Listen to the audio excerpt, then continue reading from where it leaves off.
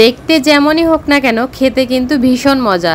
কিছু tips follow করলে কিন্তু এই সাদা মাংসটা খেতে খুবই ভালো লাগে। অনেকেই ভয় পায় রান্না করতে, আর খেতেও ভয় পায় যে কেমন না কেমন লাগবে। তো যাই হোক, আজকে আমি একদম পারফেক্ট রেসিপিটি শেয়ার করছি। এখানে কাঁচামরিচ, পেঁয়াজ, রসুন আর আদা নিয়েছি। আর সব মশলাগুলো আমি একদম সাথে সাথেই বেটে তারপরে ব্যবহার করব। এখানে গরম মশলা নিয়েছি, এলাচ, দারচিনি, লবঙ্গ, তারপরে জয়ত্রী, 2টা বড় এলাচ নিয়েছি, তেজপাতা নিয়েছি, গোলমরিচ নিয়েছি। তো আস্ত মশলাগুলো আস্তই থাকবে।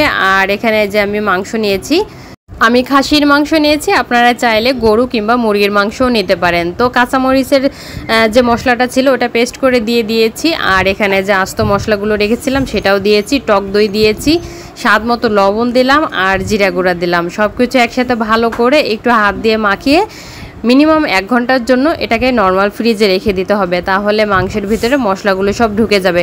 আর মশলাগুলো যেহেতু আমি এক্ষুনি ব্লেন্ড করে দিয়েছি, এতে কিন্তু অনেক সুন্দর একটা ফ্লেভারও পাওয়া যায়। তো সরিষার তেল দিয়েছি কড়াইতে, তেলটা একটু হালকা গরম হয়ে আসলে মাংসগুলো ঢেলে দিলাম, দিয়ে বাটিটা ধুয়ে একটু পানি দিয়ে দিয়েছি।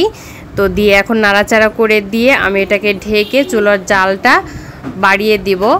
এখন শুধু এই মাংসটাকে ভালো করে একটু কষিয়ে নিতে হবে। এই ঢাকা দিয়ে রেখে দিতে হবে 5-10 মিনিটের মতো, আবার উঠিয়ে নাড়াচাড়া দিয়ে আবার এটাকে ঢাকা দিয়ে রান্না করে নিতে হবে এই ঝোলটা না শুকানো পর্যন্ত। আর যেহেতু খাসির মাংস নিয়েছি, এটাকে কিন্তু একটু ভালোভাবে কষিয়ে নিতে হবে। আমি এখানে একটু আলু ব্যবহার করছি, আপনারা চাইলে কিন্তু আলুটা নাও দিতে পারেন। যেহেতু বাচ্চারা আছে আলু পছন্দ করে, তো আলুটা দিয়েও ভালো করে একটু কষিয়ে নিব।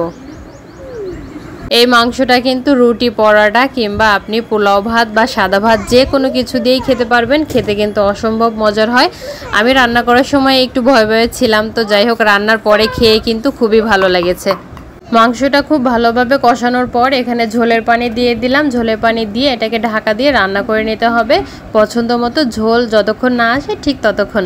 তো লাস্ট পর্যায়ে আমি এখানে কয়েকটা কাঁচামরিচ আর 1 চা চামচের মতো ঘি দিয়ে ভালো করে নেড়ে চেড়ে ঢেকে দিয়েছিলাম 5 মিনিটের মতো। তারপর আমি এখানে পরিবেশন করে দিচ্ছি। আপনারা চাইলে কিন্তু একটু ঝোল রাখতে পারেন, আর আমি এখানে ঝোল রাখিনি, আমি যেহেতু রুটি দিয়ে খাবো তো একটু মাখো মাখো রেখেছি।